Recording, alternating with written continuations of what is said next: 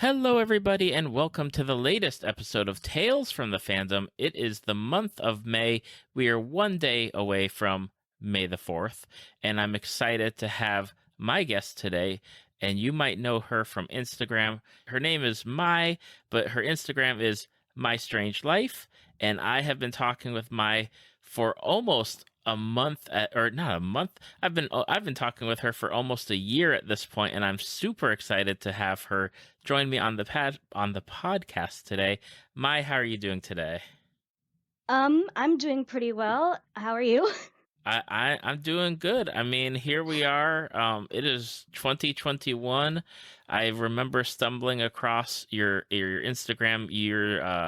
I think it was your casual Mulan cosplay had been shared on someone else's Instagram that I follow, and I was like, "Oh, that's really cool. Let me follow them." And so I did, and I enjoy what you post, both on your actual Instagram and then in your stories. And I was like, I'd love to have you on the podcast, and here we are. It's funny you should mention that.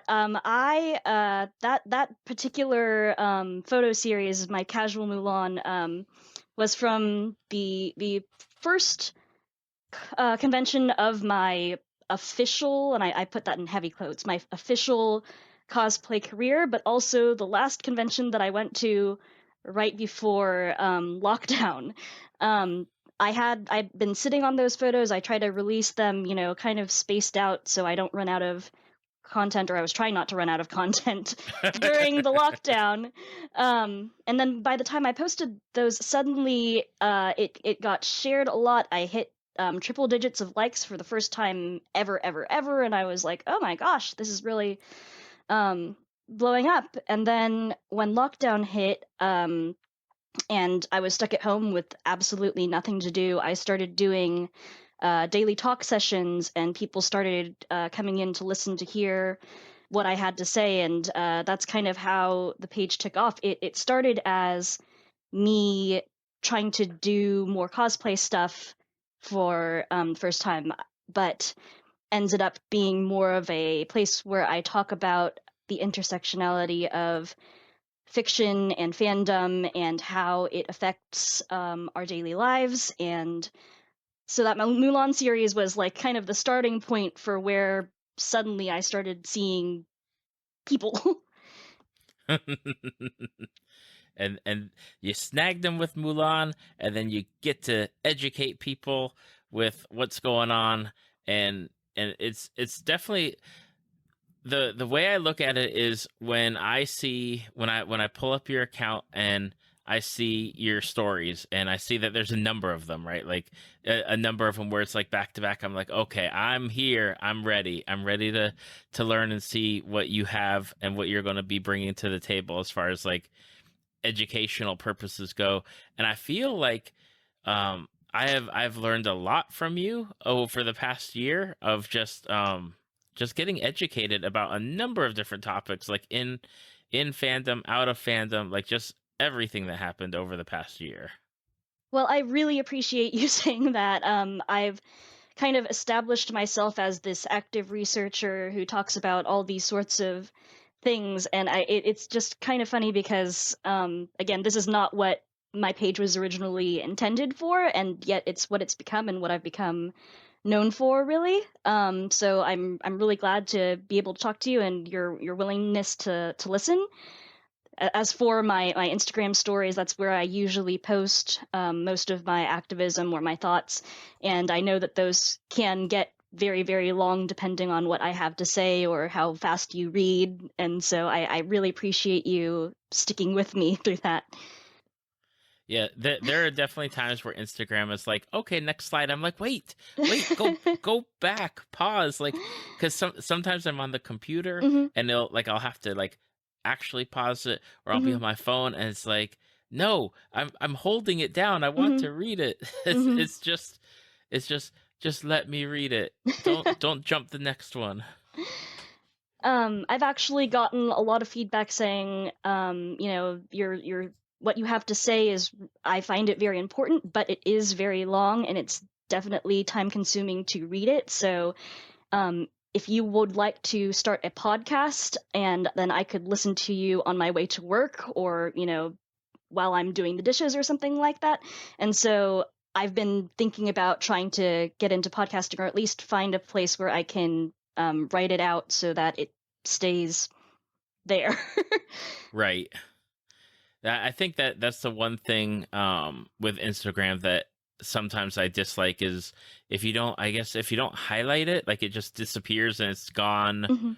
forever. And I'm like, no, like there's important things. I'd like to keep them and save them. Oh my gosh, if I highlighted all of my, episodes, my highlight reel would go on forever and ever and ever.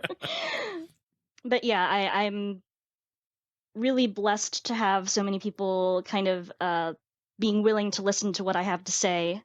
I know that a lot of people who follow me are from different fandom communities and will follow me because I'm talking about a certain show or movie or video game. And then uh, suddenly there's all of these activism posts, all of these politics, and they go, "What?" you know? And that's something that I'm kind of learning with the cosplay community and the fandom community is finding this balance between creating this art that we all love, but also being human and having thoughts and feelings and emotions about what's going on in the world. Absolutely. And I've been finding that with a number of creators from last year's time period because of everything that's been going on in the world, whether it's political, social, racial, where the creators are basically like they're still creating their cosplay content, but they're also speaking out to what affects them on a daily basis, and it's mind-boggling to see some of the comments that they share from their stories or from their TikToks or their comment section, and it's like I can't. It's hard to fathom. I try to stay like in the realm of like everyone's got their own opinion and there's no there's no place for the toxic comments and toxic stuff. It's just I can't believe people are so emboldened with what they're willing to put out there. But I guess after the number of years that we had, it's we've reached that point of just they don't care, and I hate it. I hate it so much. I mean, I think one part of that is the internet and being able to say things from behind a screen. And when during lockdown we were all sitting around with nothing to do except for scroll down through the internet. And now I would say it's getting worse now that things are opening up again. You're starting to see people yelling things on the streets, or actual things that are happening in real life. And so it gets kind of scary, but that's why we need to talk about these things. Absolutely. I know we were going to start off with talking about your one of the things that you said to me when we were talking about setting up this episode was that you don't really you haven't really been in a fandom cosplay community space until like basically last year, like right at the start of the year, and then of course lockdown hit. Oh yeah, that was certainly a time. Yeah. Going back to what you said, I did actually. Well, we'll start at the very beginning. Growing up, I grew up in this relatively sheltered community where we were kind of frowning upon technology, so I didn't really get exposure to TV or movies or even a lot of books, so to say. I would go into the library and I would read, and it got to the point where I could pick up a book, look at the back cover, and predict what was going to happen in the book. And I thought, oh my gosh, books are all the same. I'm just not going to read anymore. I'm going to write my own stories. But what was really encouraged in the community was going outside and using your imagination. So I would spend a lot of my time outside with my friends, and we would basically do LARPing, but without the dress up. Mm-hmm. And then I think it was uh, the early 2000s. One of my friend's fathers was really into like Figma figurines, and there was a cosplay or there was an anime convention in the next town over. So he took his daughter, who was my friend, and me to go to that convention so he could check out the figurines. And we were walking around just in our normal street clothes, and that was the first time that I saw cosplayers, and I was just in awe. I thought to myself, oh my gosh, I want to do this. Where have these people been? It's not Halloween and they're dressing up as these characters that I didn't even recognize because didn't have that exposure to media. But they were dressing in all these ways that I thought were just really cool, and they were all in one place. So I think it was in fourth grade actually that I started watching Naruto, and that was actually on YouTube. It would be broken up into three parts, and you'd have to find this episode part one, this episode part two, this episode part three, and that's how I made my way through that series. That was my first anime that I've ever watched in my life, and that's kind of how I got into this culture. My very first cosplay was Hinata from Naruto, and that was like a jacket that my mom had sewed for me, and just some like blue pants. And my first or my second, I guess, my second anime convention after that first one of discovering cosplay for the first time, that was what I wore to that anime convention, and I actually ended up meeting Liam O'Brien, who was the voice of Gara in the English dub. Oh my goodness, that's so awesome. But that was back when, it was relatively small and you could, wait in line for like an hour and do that. And now these conventions have gotten so big over the past few years. Um, from that first or second convention, I had joined the anime club at my middle school, and so I was watching different anime every week to just get these like little taste testers of people sharing their favorite anime, and meeting more people who were into that kind of thing. And what struck me at the time was I was one of three Asian people in that anime club, and the rest of the people there were all white. And I thought it was really cool that people are interested in this piece of Japanese culture, but at the same time, I was a little bit. There was something about it that felt a little bit off when they would show up to school wearing chongsoms and dyeing their hair black, and that was kind of my first exposure to this idea of the weeaboo culture, or things that I'm realizing now that I'm older and now that it's being talked about and has a name. This idea of yellowface in cosplay, or people who are taping back their eyes to look more Asian, and it's things that I didn't even know or understand when I was younger. And now that I'm an adult and I'm seeing this more, and now that I've come into these cosplay spaces and found these, things online, I'm being able to, see and talk about it. But way back when, I barely even knew that this community existed. Absolutely. And I feel, and I am old. I am 40 plus in that category. So I look back like a lot of the time from like Sailor Moon, and you watched Naruto and I watched Naruto, but I was watching Naruto in college. Um and it feels like a lot of the a lot of like the looking back and the recognition and stuff.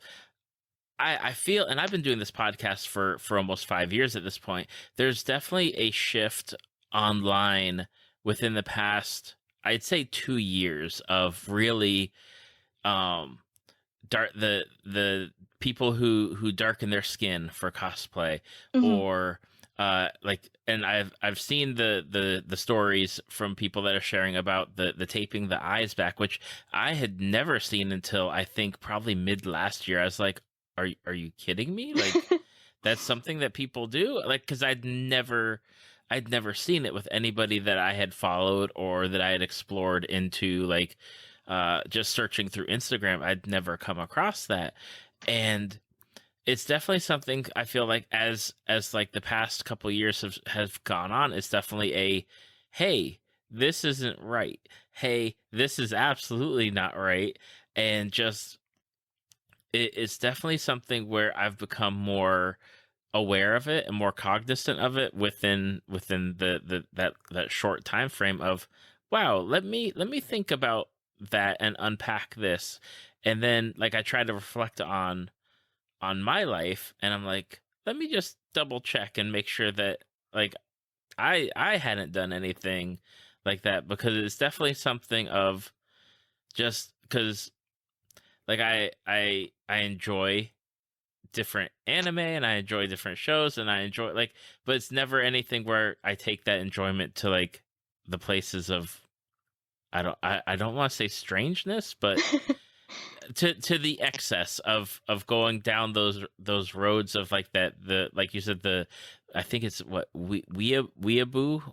Yeah, or Wasian wannabe Asian, or starting to call yourself a Japanese name, or claiming that you're more Japanese than me because you are learning Japanese, or I don't even know at this point. There's just some ridiculous things that go on.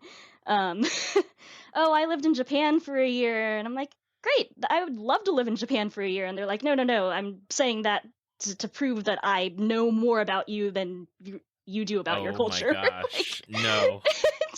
it's and then these things with like the eye taping and the black facing or race facing that happens in cosplay. These are problems that I didn't even know existed until I joined the community, and like I didn't even know that this was a problem, or that people were doing this. And now coming into these spaces and learning about what it means to be a part of the cosplay community and the culture that happens in these fandom spaces, it's like, wow, there's so much to learn here. I talked to my friends who, aren't a part of the cosplay community, and they're like, wow, I'm on TikTok and I've never seen any cosplayers. It's like a whole nother world out there. Mm-hmm. Yeah, it's something. I mean, I've had guests. I've had a few notable guests where they cosplay traditionally white characters, and they're not of that race, and they take off the helmet or they take off the mask, and they told me when in our episodes about like how people are like, oh, like just shocked that somebody other than a white person would be in that costume. And I'm like, and here I am looking at these people's cosplays. I'm just like, dang, like you make a great Batman, you make a great Superman. Hmm. It's just it's I like I'm at a loss for words sometimes of just trying to like, my brain doesn't work that way. It works in the way of this is really cool and I like that. And then it doesn't work in the way of I don't understand why people like, why are people getting upset? Like there's nothing to get upset about. It's a fictional character. I am totally with you on that. In terms of superheroes, I've always thought of them as more of like a mantle than a man. Is the phrasing that I use, is like anyone can be Superman, anyone can be Spider-Man, anyone can be Batman, and like it's the idea of the character that's most important. Absolutely. So you unfortunately got caught up with pandemic stuff. And I know that you had talked about where you had started with your Instagram with your casual cosplays, and then the pandemic hit, and then now you and I know you said you're a oh gosh, what's the word, a research Research essayist. research essayist. How did you decide, and I guess why did you decide to go down that route? Because like at times when I read your stuff, I'm like I know I'm getting educated, but at the same time I know that there's got to be those messages coming in that are not favorable or kind, and probably go way to the extremes at times. To be honest, I've been very lucky to not be at that point just yet. I don't think I'm big enough to be receiving that kind of attention just yet. What's been happening in my talks so far, it started back in March when we had this, resurgence of the civil rights movement, and was stuck at home. I am immunocompromised, so I wasn't really willing to be out there in the protests, but I thought to myself, how can I help? I have all these thoughts and feelings, and I want to, talk about them. And so I would go on my Instagram and I'd do daily talk shows. Like every day I'd log on and talk for about 2 minutes just about what what I had on my brain, about what was going on in the world. And people started tuning in and saying, wow, what you have to say, I find that very interesting. You're articulating thoughts that I have, but, didn't know how to say them or how to word them. And then what the big thing was back in January, actually before January, I think it was around December of 2019. I had found this video game that I really just fell in love with. And so I was so passionate about this video game that I joined my first Facebook group just to have other people who played this video game that I could talk to and gush about the storyline and characters to.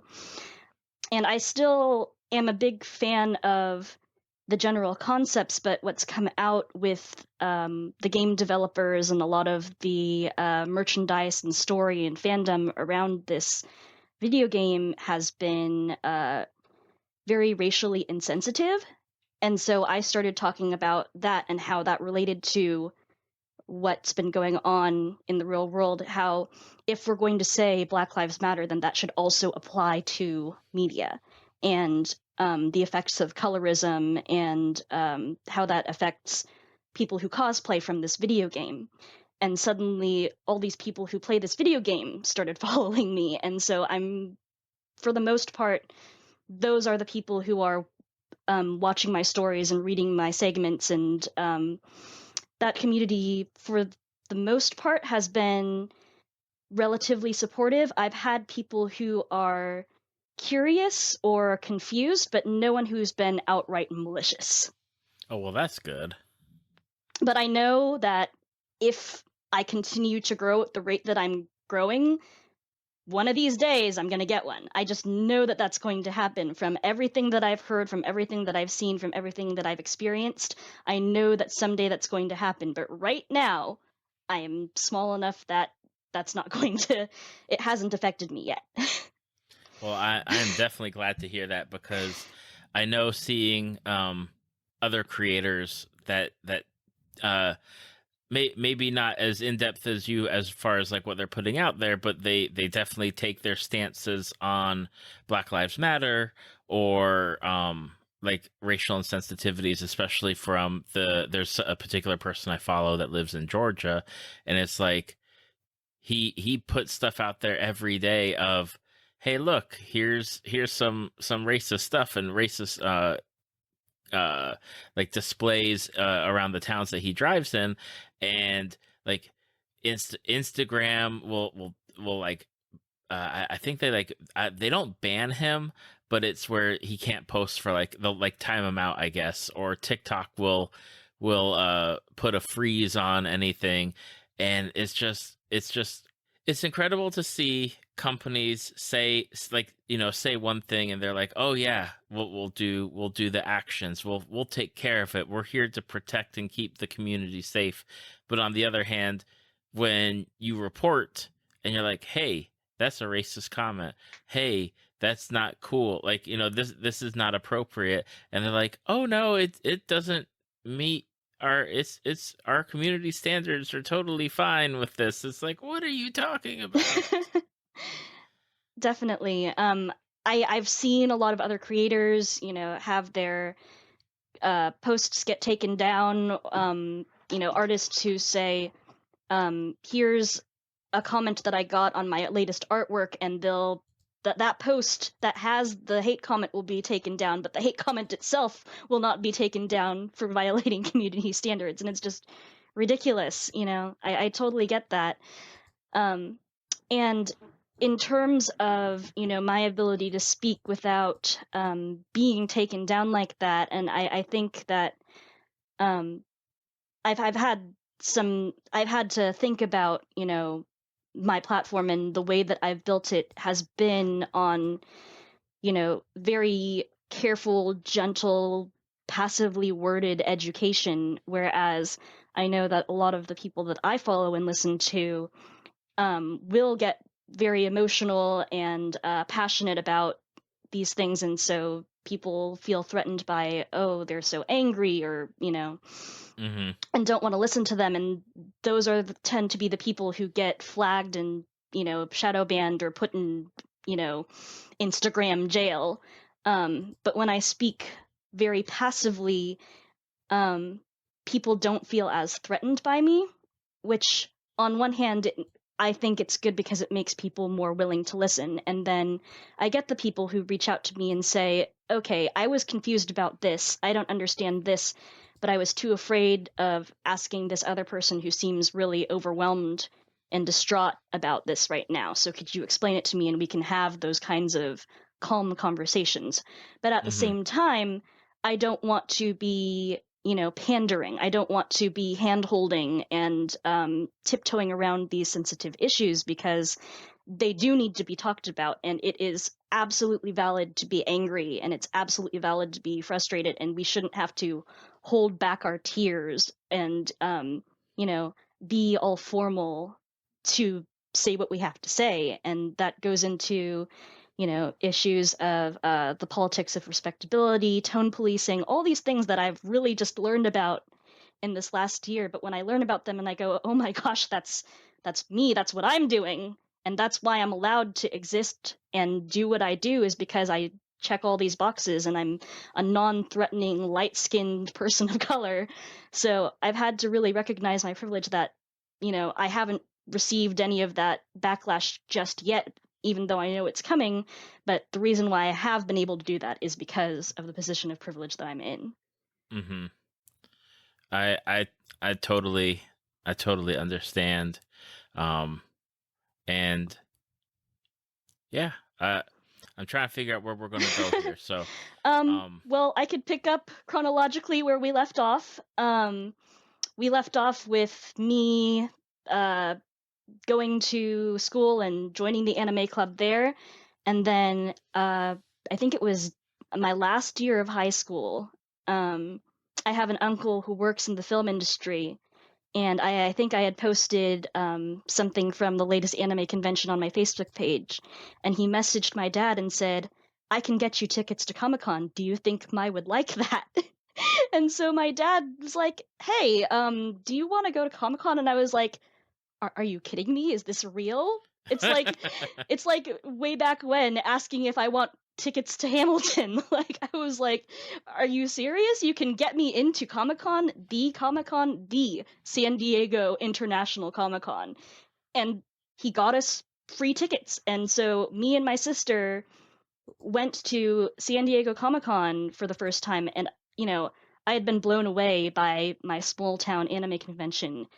The San Diego International Comic Con was mind blowing. You'd see these giant, people on stilts with the giant costumes, and just the size of it spans like city blocks. It's not just the convention center. It's Petco Park and the Gaslamp District, and it was just mind blowing. Like what I thought was, a small community is such a huge global phenomenon of all these people who are so into, cosplay and these different fandoms. And so that was really exciting for me. And my regret is that, every year when we'd go to Comic-Con, every subsequent year we'd go to Comic-Con, I would plan out, you know, my outfits that I was going to wear each time. And I didn't take as many pictures as I would have liked. I was so mm-hmm. busy wandering around in complete awe of everything that I wasn't doing like what I quote unquote should have been doing as a quote unquote professional cosplayer. So I don't really have a lot of records of that. But that's been my my ascension into the fandom and cosplay communities. And then we got to January of 2020. I went back to that original anime convention that I had started out going to, and I had met some people, as I said, through the video game that I really love, and they're all people who do things on TikTok and on Instagram, and they have their Facebook pages, and I saw what they were doing, and I was like, okay, maybe that's something that I would like to do. And so that was the first time I actually, got a photographer and started taking pictures of me in cosplay and all of that sort of thing. And then, as you said, I had my last little Star Wars gathering in February, and then lockdown. So I had, grown up with all of these little spaced out experiences where I was cosplaying, once a year. And then I decided, yeah, this is totally something I want to do. And then my plans totally got derailed with the pandemic. As a lot of people did. I know there's a few people I follow where I think mid last year they were like, I just don't have anything in the tank for cosplay anymore. Hmm. And they've their Instagram has changed to where it's like just them talking or just them whatever they're happening to be doing, and they're Hmm. like, I'm going to get back into that cosplay flow, but I'm not there yet. And Hmm. it's I can see that, especially for not being able to go to conventions, not having that social, component. And it's like, I don't know, like I can't imagine how hard it is on a group like the groups of people who they weren't able to do anything. Oh, absolutely. A lot of people use conventions as kind of their deadlines to finish projects, and now we don't have that, pressing urgency or motivation. And then also, even if we do finish a cosplay, there's not much opportunity to go out and shoot without a mask or in these public spaces with other people. And, we want to be serious and, social distance and wear a mask and all of that. And so you're seeing these trade-offs where people are self-shooting in their backyards or going down to the beach and planting their phones in the sand like I did. um, Trying to find ways to still cosplay and do that while staying safe. Absolutely. Now, out of curiosity, because you have been to the big time, to the San Diego Comic-Con, um, what was your like favorite thing there? Whether it was like panels or just wandering around, like what drew you in when you were there?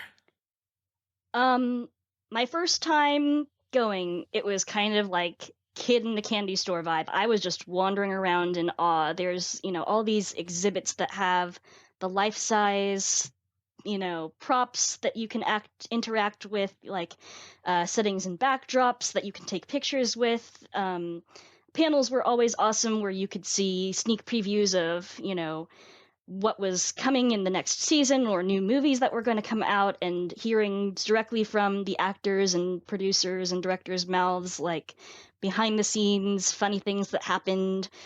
Um, Honestly, all of it. But I will say that after my first time at San Diego Comic Con, I learned to only really plan to do one thing per day. Because my first time, I was running all around the convention going, oh my gosh, I want to see this, and I want to see this, and I want to see this. And let me tell you, those lines are ridiculous. You will spend half of your life in those lines. And so plan my advice for anyone going to these larger conventions: plan for one thing a day. If you want to go to the Game of Thrones panel, you're going to be standing in line for the Game of Thrones panel from 3 p.m. the previous day until the panel actually happens.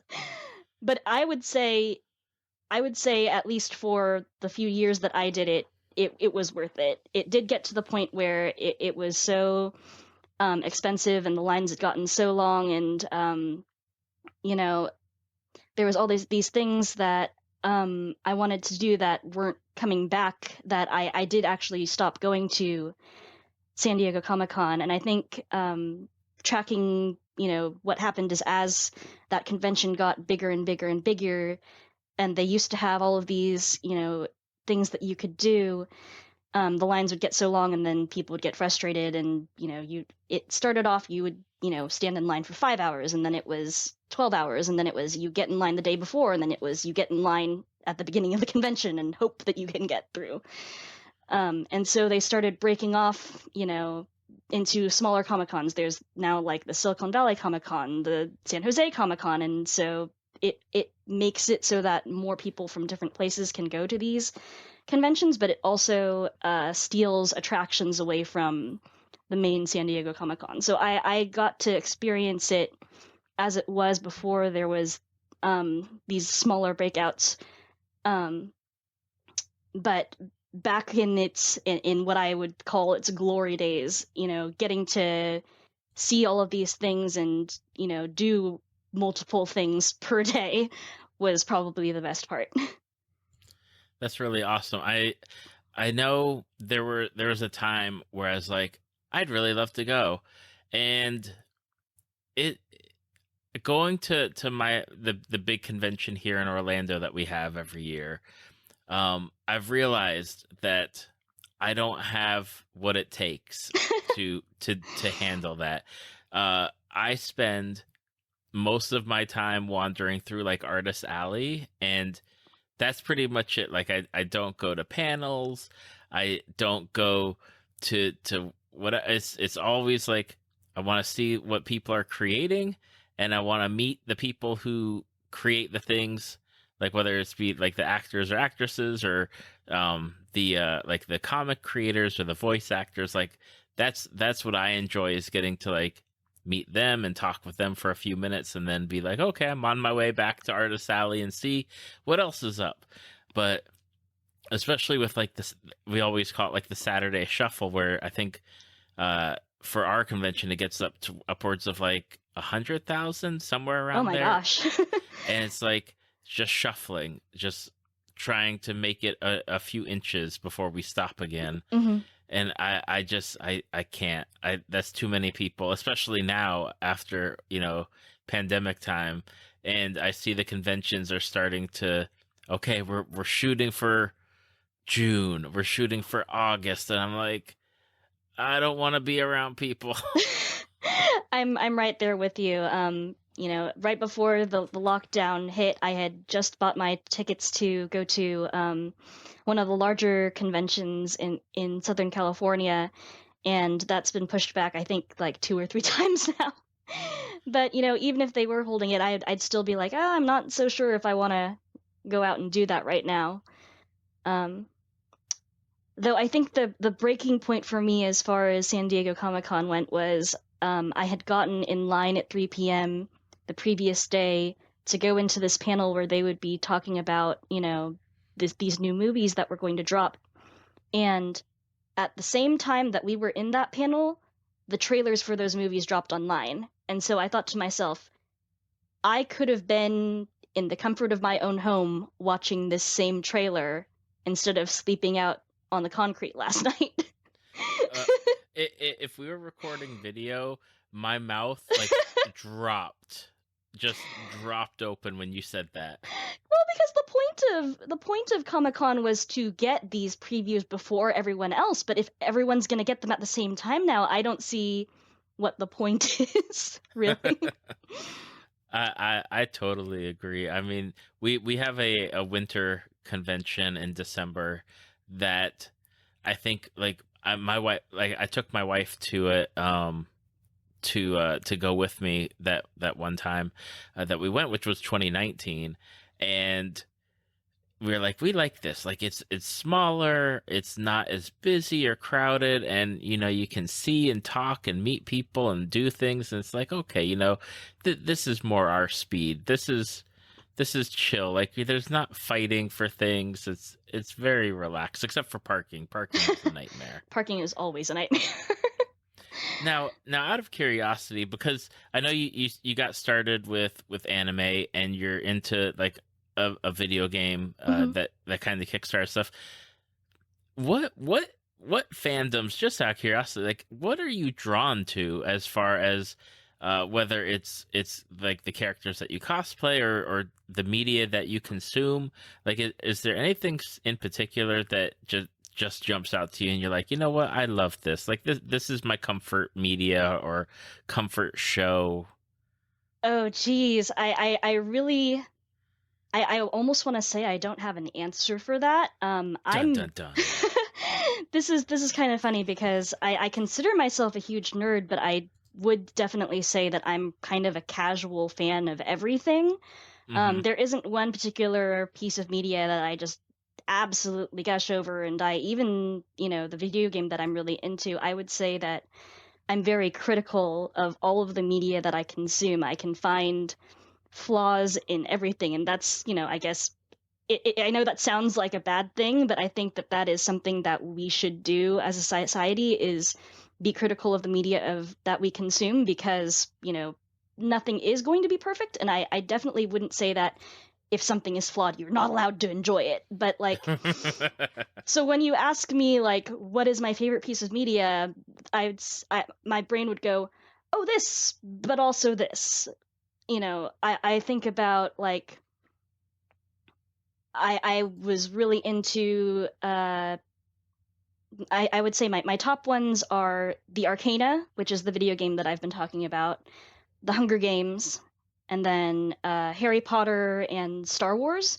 But I could go on and on about all of the problematic things that happen in those pieces of media versus in the fandoms, and the way that, things have been handled.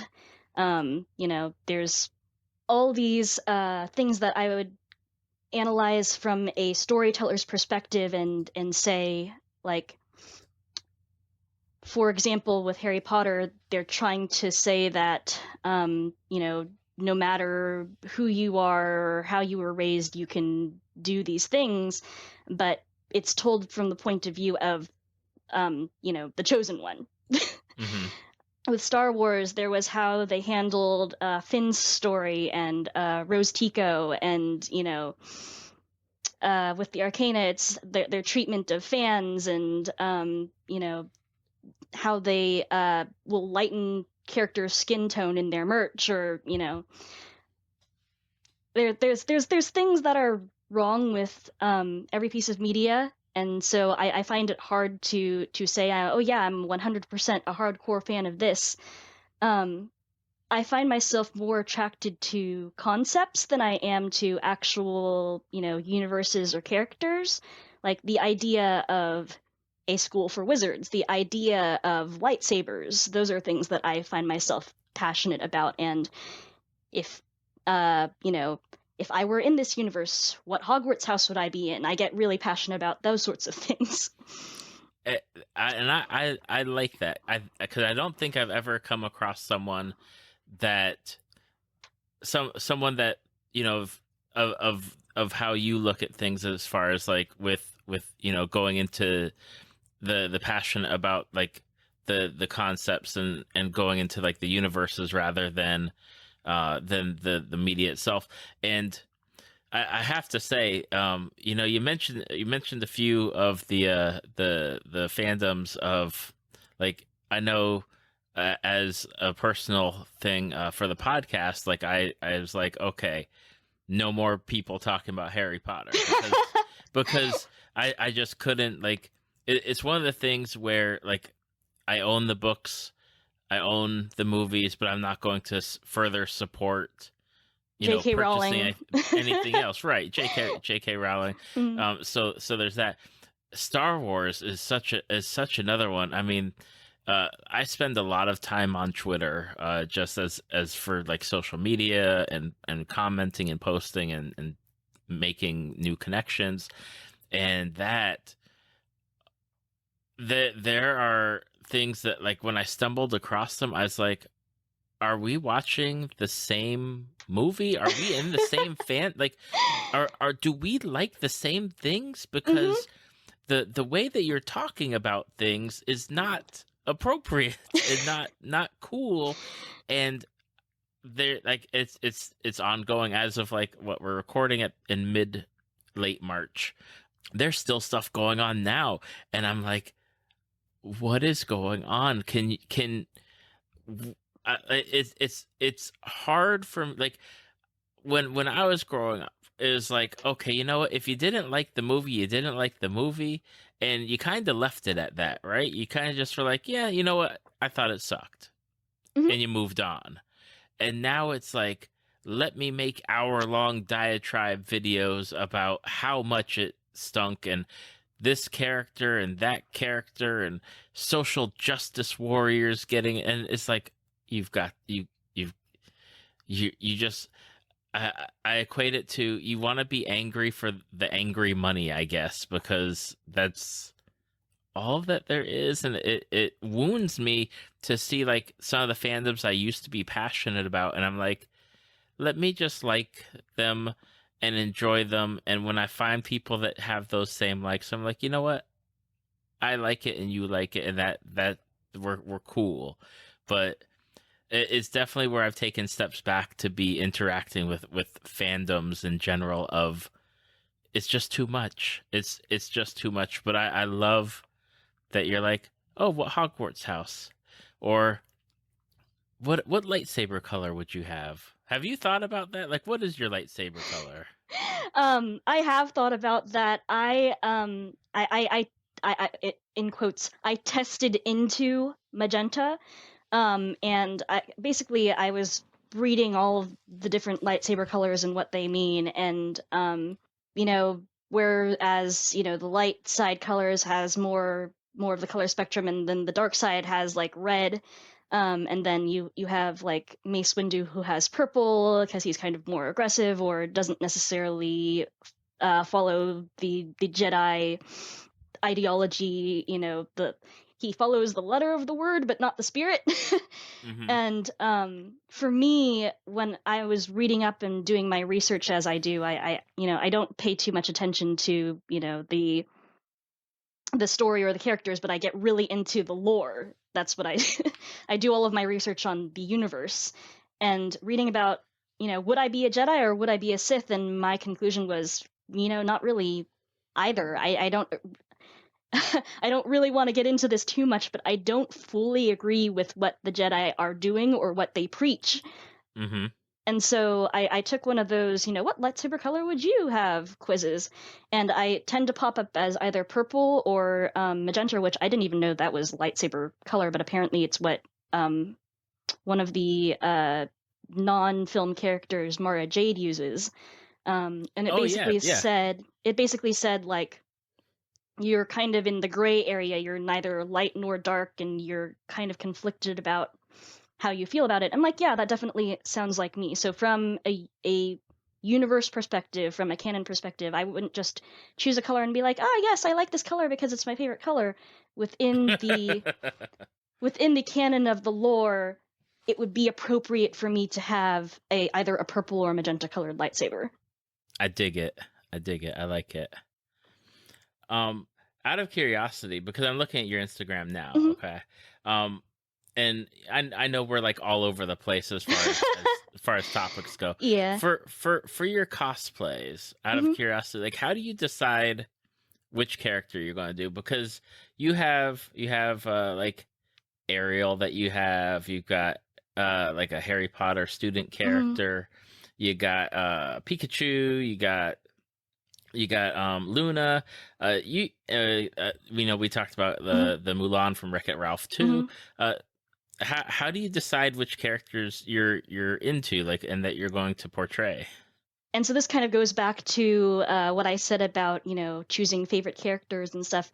I wouldn't say that I necessarily have favorite characters that I idolize, but I do have characters that I think are most like me, and who I'm extraordinarily critical of. I remember when The Hunger Games came out, I went to see the movie with my friends, and when we saw Katniss and the way that she, you know, carried herself and her attitude, I was sitting at the end of the row, and I looked over and saw all of my friends, all of their heads down the row had turned and looked towards me, and I went, "What? I'm not like that."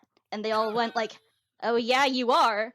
And so like on one hand, Katniss is a quote unquote favorite character, but on the other hand, she's also someone who I'm like extraordinarily critical of. But at the same time, um, her character resonates with me so much that I would, put my time, energy, and money into cosplaying such a character. And so that's kind of how I choose the characters that I cosplay, even if I don't necessarily like love them and gush over them and think they're the world. If I really resonate with the character and the character's story, or their ideals and their choices that they made throughout their story, those are the characters that I want to represent. Characters that I see in myself. Okay. I can certainly understand that. I know with other cosplayers, it's almost the same thing where they see themselves as that character, or they see them, bits and pieces of themselves in it, and it's like they make that connection. And it's a lot easier if that connection is made versus maybe just being like, oh, I want to wear the big floofy princess dress. Yeah. And have that like maybe crafting challenge, or just seeing, can they do it type thing. Mm-hmm, mm-hmm. I've said and you've said that I am a casual cosplayer, so my cosplay tends to go more towards Disney bounding, and that's been for me like a practical or financial decision where like I want to have something that I'll wear multiple times or something that I can wear in real life. So I'll get more pieces of cosplays, and I have a couple bins of like straight up costumes, but for the most part, it'll be like, this is something that I think this character would wear, or this looks like something that this character has worn. But my brand of casual cosplay, something that I'm sure anyone who looks at my page will notice, is that I don't do wigs, and I don't do colored contacts, and my makeup skills are they leave something to be desired.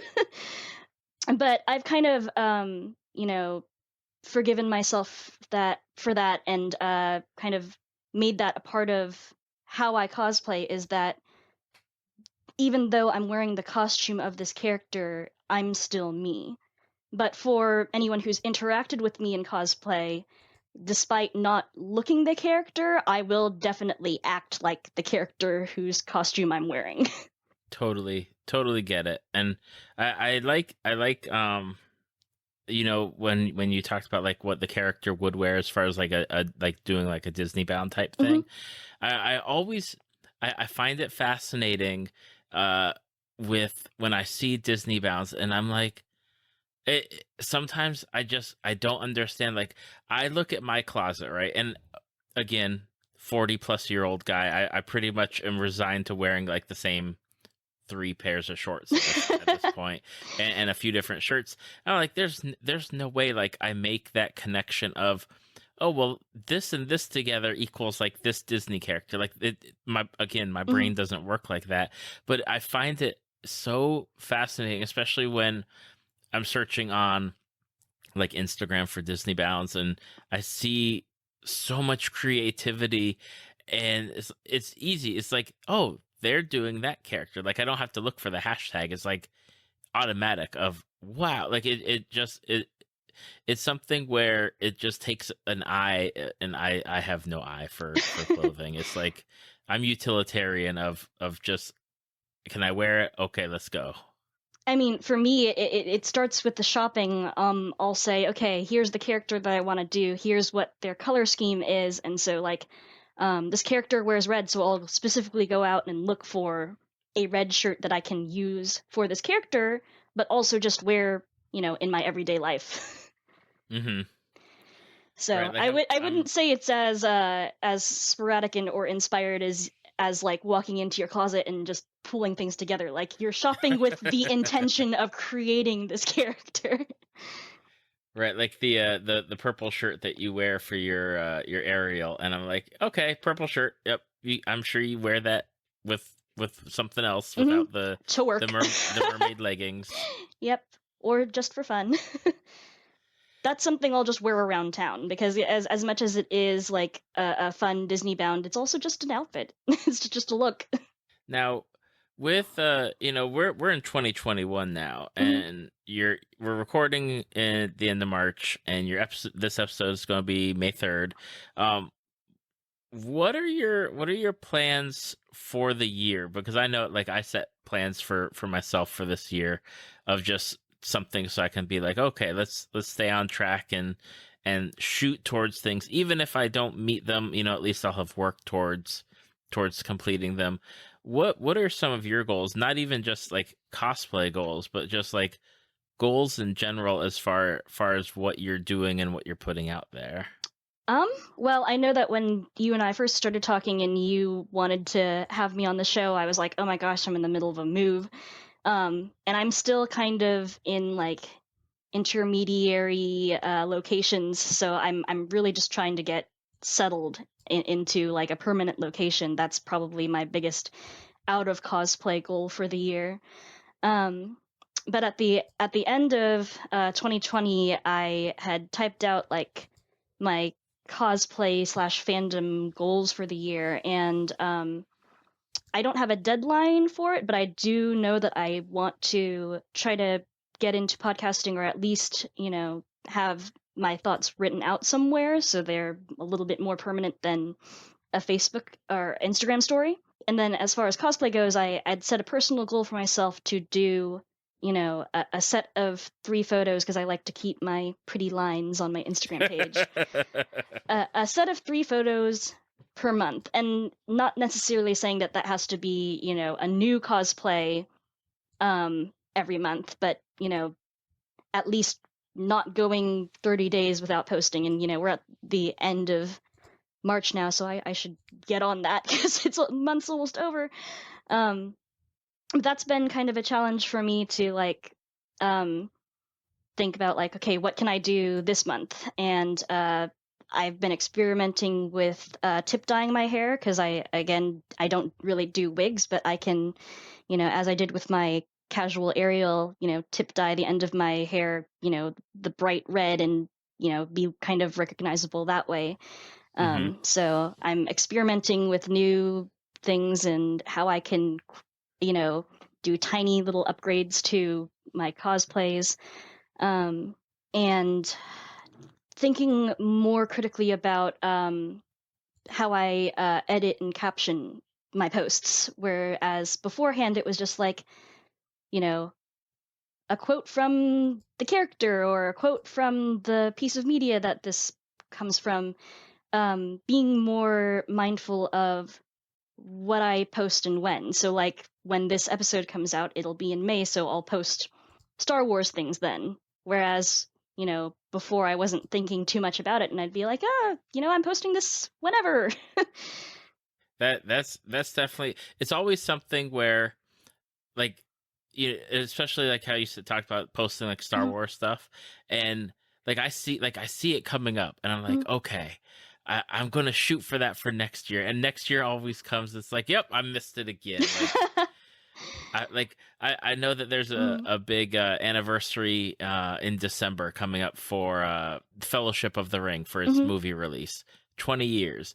And I'm looking at it now, and I'm like, okay, I need to do something. I got to start planning now so I don't miss it if I want to actually get something done. Otherwise, they'll be gone. Mhm, Gone. mhm. Like, at the beginning of this month, we had March 10th Mario Day, and people were doing all their Nintendo cosplays, and I was like, wait, that's today? Oops. Yep. Yep. Or Yeah. like Yeah. characters' birthdays, anniversaries of movie releases, like you said, like all of these things, just to be more mindful of it. I'll see things pop up on my feed, and they'll say, it's this character's birthday. And I was like, that was today? Oops. I didn't even know that they had a birthday. How am I supposed to know? Yeah. Now, but before we wrap up, I have a question, because I happen to be scrolling through your 2020 highlights Hmm. on your Instagram page. You went viral on TikTok Oh no. for eating ramen. What? Yes. So, when we went into lockdown, and I had my friends who I'd met at this convention that I went to in January, who I was staying in touch with online, and we figured out that, the convention we had planned to meet at was going to be canceled.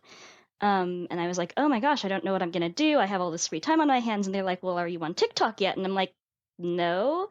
I've heard some, things about it, and I don't even mean like privacy concerns, but more so that it's like a rabbit hole and you'll be up until 3 a.m. swiping. And like, I try not to do that. So I was like, I need my sleep. I don't want to go down that rabbit hole. But they kept sending me things like, look at this cosplay or look at this video that I did. So I eventually caved and made an account and started doing that. I was like, well, I'm in lockdown. I don't have work in the morning anyway, so might as well just stay up till 3 a.m. swiping. And I'd find, all of these things that were funny or interesting, and I'd be like, oh, I could totally do that. I could totally be a TikTok person.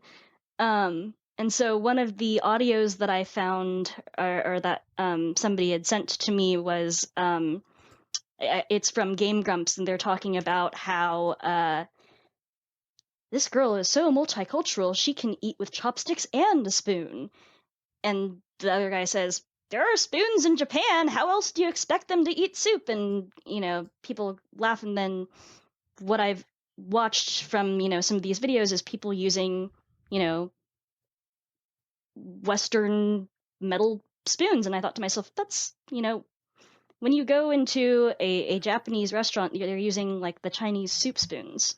And so Hmm. my whole thing for that was had made myself a bowl of ramen, and I thought, now's as good a time as any to do this video. So it was just, 13 seconds of me eating ramen with my Chinese soup spoon and pair of chopsticks. And the audio was funny, but I didn't make any funny faces. I didn't even react to the audio. I played it as if I was just sitting there eating ramen. And suddenly I had more followers than the people who invited me to TikTok, more likes than the people who had invited me to TikTok, constant email notifications. Every time I'd log on to TikTok, there'd be, 100 or so notifications. This number of people liked your post. And I was like, oh my gosh. And it was like that for, a solid 3 months ish. And I was just so Ooh. overwhelmed that I pretty much just, I didn't touch the app at all. And now it's slowed down to a trickle of like, 7 per day. But that, like, I've never gone back. It was just so ridiculous and overwhelming that it was like, I guess this is what TikTok is all about. It's going viral for the strangest things, but oh my gosh, when going viral is, you know, if that's what you're trying to do, it can be great, but if it's not what you're trying to do, it gets really overwhelming real quick. I understand. I mean, it's I've watched videos of where like they've record like people like on Instagram have recorded like big accounts where they're Hmm. like this is a popular Instagram account, and you just see the constant pop-ups of people liking or commenting on something, and I don't know how to like manage that. I remember I had one thing on Twitter like go like minor like not Hmm. even I wouldn't even call it viral, but enough to where Twitter like sent a message and it's like, do you want to change how you receive your messages and likes because you're getting so many? And it's Uh-huh. like I had to put the phone away for a little bit. I was like, I can't. Exactly. I just can't. Like it's too much all at once. Hmm. Like And it's for these yeah. influencers who, this is just a regular Tuesday for them, I'm like, how do you do it? you know? It's I it's don't know. it's so overwhelming. And then the other thing is like the algorithm is so fickle.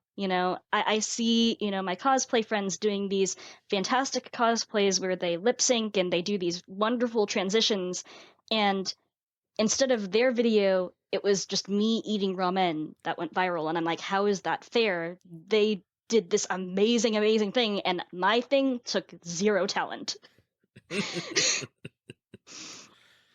Yeah, it's I talk about the algorithm Hmm. on multiple occasions of just especially with Instagram and cosplayers and people of color to where I like I do the like the explore feature, or I'm just like scrolling through and it's the same people that I keep seeing every time, to the point where I was like, I can't rely on just like exploring and hoping I stumble across people. Like I made sure to like follow groups of like the reshare groups of like cosplay of color and just like these different Instagram groups where they share, because there's so many wonderful people out there, but I never see them, and it's like, what are you doing, algorithm? Like, can you show me more than just like the same 10 people over and over again? Mm-hmm. It's so annoying. For me, I'll be flipping through the Explorer and I'll see like a picture and I'm like, I'm already following this person, and I'll realize it's just somebody who does the same character, or and so just like there's again coming into this community at the beginning of last year, realizing how many people cosplay, how big this community actually is, and just there's just so many of us. How do you get found in the thousands and thousands and thousands of people out there? Exactly. Like there's got to be something like some magical like moment. It's like Yeah. And so for me, it was, meeting people at conventions and being like, okay, so you're from the area, you went to the same gathering as me because you like this same piece of media that I do, and, exchanging information through that. And now that conventions aren't happening anymore, it's like, how do you discover new people? It's all yep, online. It's all, what you're searching and what the algorithm is showing you. exactly. Now, our time here is slowly coming to an end. Mhm. And if people have listened to this episode and want to follow you, whether it's to check out your casual cosplay, to follow you for your and I lost the word again because my brain is just not working today. For your research essays that you put out there, what is the best place for them to do so? At the time of filming, I am pretty much exclusively on Instagram. My username is Mai.Strangelife. That's MAI.Strangelife, spelled as it is. I do have a Facebook page that I'm really, really bad at using, which is the same, just facebook.com/MyStrangeLife. And as we're wrapping up here, and I know we said this, we were going to talk about this during the introduction, but now that we're at the end here, I did want to say the name is actually pronounced May. The spelling is a traditional spelling, and there's a character in Avatar: The Last Airbender whose name is May, and she spells it like I do. And I respond to both. People call me Mai, people call me May, but for the point of the pun, it is My.Strangelife, but in reality, the name is actually May. And just so people know, I knew that, and I kept going with it, but we got a little bit distracted, but yeah, just a smidge. I'm holding up like the Mhm. little tiny fingers, just a little bit, All right. Well, May, I want to say, number one, thank you for coming on. I know that we've been talking about this for a while, but real life is real life, and things happen, and it is totally awesome that you're getting settled now and doing what you're doing. I am excited to see what you do moving forward, not just with cosplay, but with the potential for written word, or even a podcast, or some kind of audio of what you're putting out there, because I think it's got great value to a lot of people. So thank you for taking your time to come and talk to me, and for this conversation about just everything, like real life, fandom life, everything. Oh, thank you so much for having me and for sticking with me, even though, as you said, life has happened. But, hopefully we'll be in contact, and I'm looking forward to, seeing where we go. Thank you for listening to Tales from the Fandom. Subscribe to us on iTunes or your podcast app of choice. Follow us on Facebook at www.facebook.com/Tales from the Fandom to see photos, links, leave feedback, and check out upcoming guests. If you'd like to be a guest, email David at talesfromthefandom@gmail.com.